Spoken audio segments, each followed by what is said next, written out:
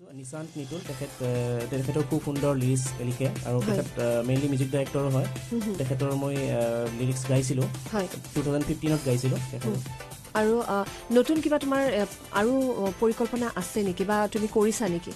নতুন পৰিকল্পনা ভাবি আছোঁ একচুৱেলি আমাৰ দিগন্ত ভাৰতী ছাৰ তেখেতৰ লগতে মই একচুৱেলি এটা প্লেন কৰি আছোঁ বা তেখেতৰ লিৰিক্স টিউন এটা গোৱাৰ মই এটা প্ৰচেষ্টা কৰি আছোঁ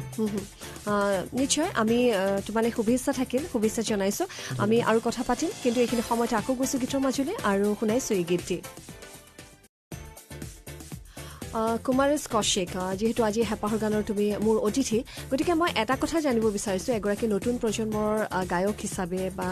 এগৰাকী নতুন প্ৰজন্মৰ তুমি লিৰিক্স লিখিছা ভাল কম্প'জ কৰিছা গতিকে মানে দেখা গৈছে যে বৰ্তমান সময়ত যিসকল নতুন প্ৰজন্মৰ গায়ক গায়িকা আছে মই গোটেইবিলাক বুলি কোৱা নাই বেছি সংখ্যকে খুব সোনকালে জনপ্ৰিয়তাটো বিচাৰে যাৰ কাৰণে তেওঁলোকে যদি এটা গানে জনপ্ৰিয়তা লাভ কৰিছে ঠিক একেধৰণৰ গান তেওঁলোকে গাবলৈ ভাল পায় একেধৰণৰ গান তেওঁলোকে কৰিবলৈ ভাল পায় গতিকে এই ক্ষেত্ৰত তুমি কি ক'ব বিচাৰিবা যে এগৰাকী গায়ক হিচাপে নিজকে গায়িকা হিচাপে প্ৰতিষ্ঠা কৰিবৰ কাৰণে বা প্ৰতিষ্ঠিত হ'বলৈ হ'লে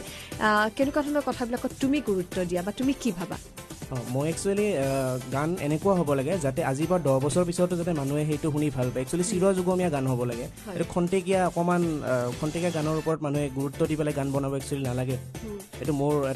মোৰ ভাৱধাৰা হয় এইটো আৰু সেই নতুন যিসকল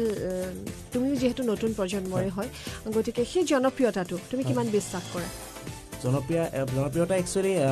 মোৰ যদি গান ভাল হয় বা মোৰ লিৰিক্স টিউন এনেকুৱা যদি সঁচাকৈ একদম চিৰযুগময় হয় তেতিয়াহ'লে নিশ্চয় এইটো মানে জনপ্ৰিয়তা লাভ কৰিব বুলি ৰাইজে আদৰি ল'ব বুলি মই আশা কৰিছোঁ হয় আৰু তোমাৰ গানবিলাক এনেদৰে ৰাইজে আদৰি লওক আমি তাকে আশা কৰিছোঁ যিহেতু আজি প্ৰথম আমাৰ অসম এই গানটো শুনিলোঁ আৰু সঁচাকৈ খুব ভাল লাগিছে আকৌ এবাৰ কৈছোঁ আৰু দিগন্ত ভাৰতীয়ে খুব সুন্দৰভাৱে মিউজিক কৰিছে সকলোৱে ইমান ধুনীয়াকৈ ছাপোৰ্ট কৰিছে তোমাক সেইটো কথা ভাল লাগিছে গতিকে তোমাৰ উজ্জ্বল ভৱিষ্যত কামনা কৰিছোঁ শুভেচ্ছা থাকিল আৰু আগলৈ তোমাৰ পৰা এনেকুৱা ধৰণৰ সুন্দৰ সুন্দৰ গীত আমি নিশ্চয় আশা কৰিছোঁ ধন্যবাদ হয় তেন্তে আহক এইখিনি সময়তে আকৌ গীতৰ মাজলৈ গৈছোঁ মই মেঘা পুনৰ আহি আছোঁ আৰু সেয়া আছিল আজি এগৰাকী নতুন প্ৰজন্মৰ শিল্পী কুমাৰেশ কৌশিক যিগৰাকীয়ে আজি আমাৰ Gup-Shup 94.3 FM-ৰ জৰিয়তে